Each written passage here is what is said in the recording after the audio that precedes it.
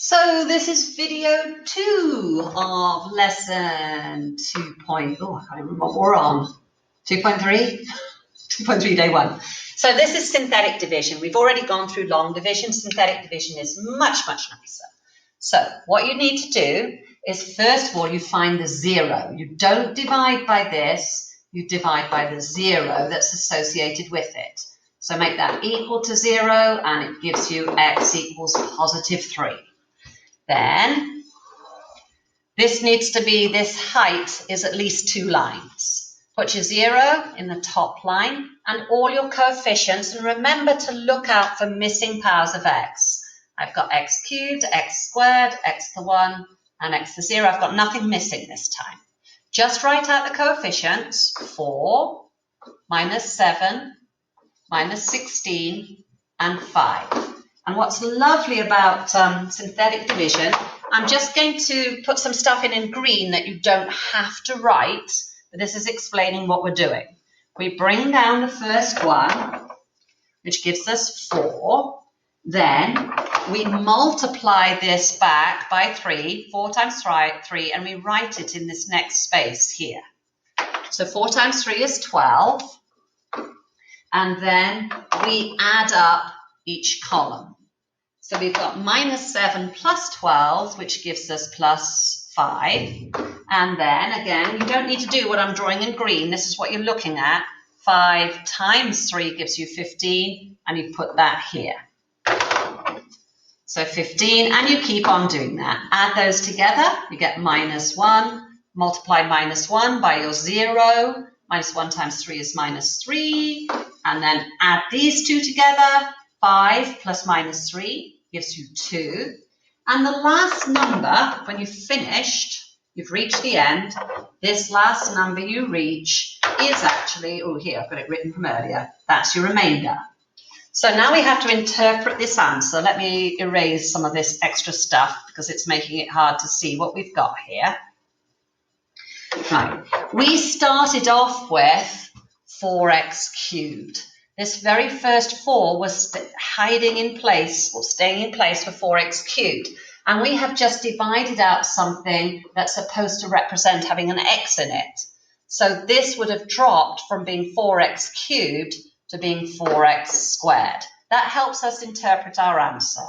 Our answer, our quotient, the answer is a quotient. The answer to a division problem is called a quotient.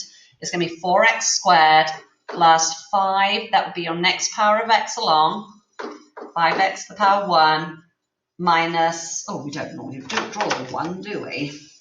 Erase that. Minus 1x to the power 0, so that's just minus 1. Then we've got this remainder. And when you add the remainder, you add it as part of a fraction. The 2 goes in the numerator, and what you were trying to divide by goes in the denominator. Now, that's not this 3. It's what we were trying to divide out. We've just been synthesizing, dividing that by x minus 3. So x minus 3 goes in the denominator there. So you have a go at doing the next one. So pause your video, and then I'll go over it. Here you go. Very quick. Minus 3 is your 0. You've got 3, 2, 1, nothing's missing. So we've got 5, 18, 7, minus 6. Bring down the 5, multiply it by minus 3. Add those together. 3 times minus 3 is negative 9. Add those together. Get negative 2. Negative 2 times negative 3 gives me positive 6. Add those together, I've got 0.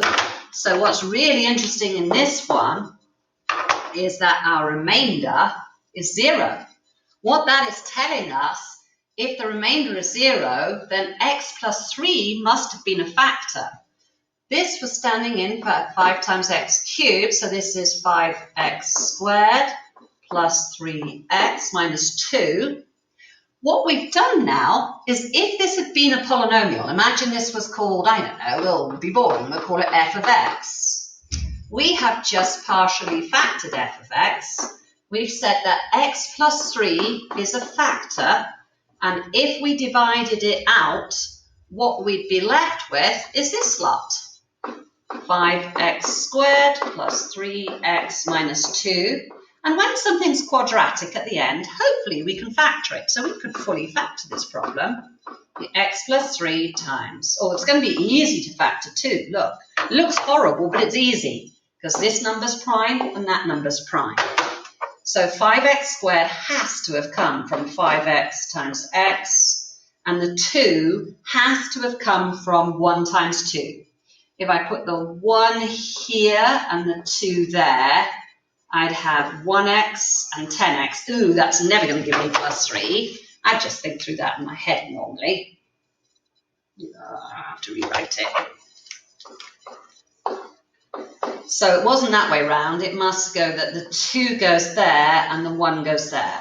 Does that work? The inner is 2x, the outer is 5x. I'm looking for a difference. So that works, yes. I've got a difference of 3x if the plus 5x is positive and the minus 2x. Okay, so we've fully factored that. Right, let's practice something else with synthetic division. So, have a go at doing number 3. Pause your video, come back. Right. I hope you noticed how mean we were.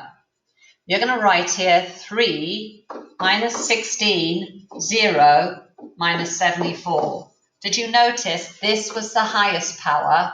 So it's going x cubed, x squared, and we've got no x to the power 1s. So that's why the coefficients are this. So we've got 3 times 6 is 18, add those up, you get 2 times 6 is 12, add those up, you get 12, and 12 times 6 is, my brain hurts, it's 72, yeah, 72. So I'd end up with a remainder of 2.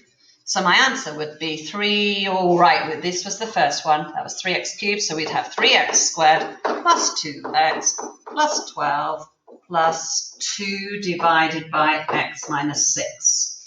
Okay, a little bean on that one. Now number 4. One thing you've got to notice here is we don't just have 1x, we've got 2x. Now when that happens, you can still use synthetic division because it's much easier than long division, but there's something you have to be aware of. What your 0 is here, your 0 is x equals 3 divided by 2. However, if somebody gave you that as a 0, the factor you should build from it is x minus 3 over 2.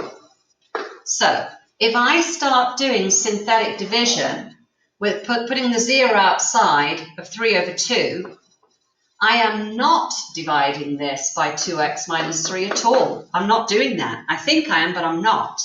What I'm actually dividing it by is x minus 3 over 2, which isn't what the question was that we were asked. So we have to do something special first.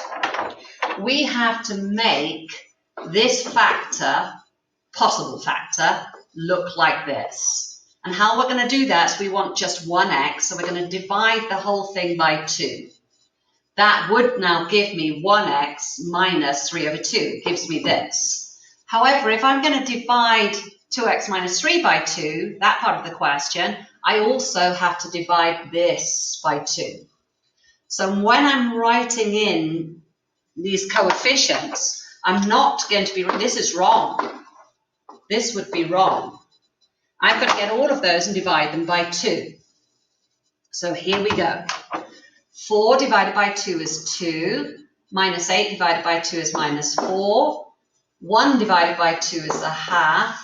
And 11 divided by 2 is 11 halves. Now it looks scary because of all the fractions, but just try it. Pause your video and just step through it. It's not going to be that bad. First thing, bring down the 2. Then we've got 2 times 3 over 2, which is simply 6 over 2, which I hope you all know is 3. So that's what I'm going to write here. Then I've got minus 4 plus 3, which is just minus 1. I multiply that back. Oh, that one's easy. That one's going to be minus 3 over 2. So now I have to work with fractions a bit. And I'm adding 1/2 plus minus 3 over 2, which would give me minus 2 over 2, otherwise known as negative 1. So that goes down here. Oh, good. That's easy to multiply back. I've got minus 3 over 2 here again. Let me erase this work. I'm just explaining what I'm doing with that work. So now we've got 11 halves, and we're subtracting 3 halves, which leaves me with 8 halves, which I hope you all know is 4. So that's my remainder. Now, we've got to write out our answer, and we've got to think about this a little bit. This was 4, it was originally 4, x power cubed, so this is x squared. So our answer here is 2x squared minus 1x minus 1 plus my remainder divided by what I was dividing by. What was I dividing by? 2x minus 3? Or was I actually dividing by x minus 3 over 2? I was dividing by x minus 3 over 2. That is disgusting. Don't leave it like that. How can I make this denominator look prettier? Well, I could make it look prettier if I cancelled out dividing by 2 by multiplying by 2, but I'm not allowed to do that. I can only multiply this whole term by 1. So if I'm going to divide the bottom by 2 and multiply the bottom by 2, I better multiply the top by 2. Now I'm multiplying the whole thing by 1. So my final answer actually is 2x squared minus x minus 1 plus 4 times 2, which is 8, divided by, distribute this in, 2x minus 3 over 2 times 2 gives me 6 over 2, which, 2x minus 3.